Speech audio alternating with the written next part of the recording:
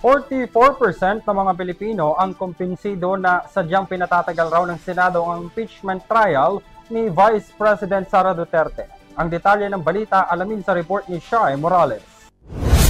Ayon sa inilabas sa survey results ng Social Weather Station o SWS, higit 40% ng mga Pilipino ang naniniwalang delaying tactics lamang ang ginagawa ng Senado sa pagsisimula ng impeachment trial laban kay Vice President Sara Duterte.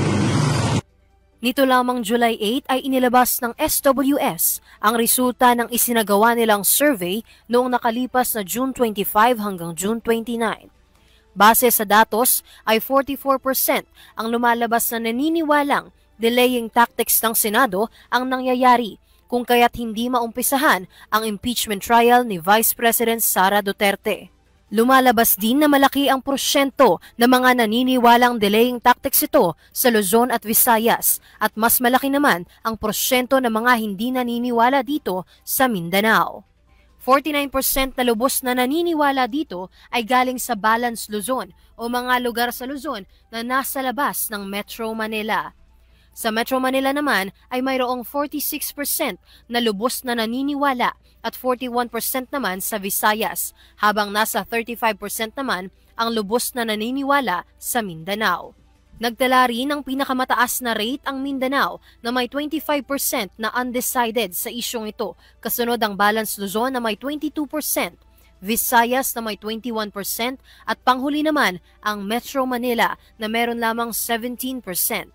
Samantala, pinakamataas na rate naman ang naitala na walang alam sa issue sa Visayas na may 13%.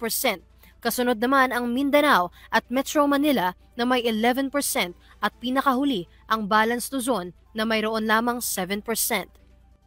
Matatandaang nairimand ng Senado sa House of Representatives ang kaso ni Vice President Sara Duterte noong June 10.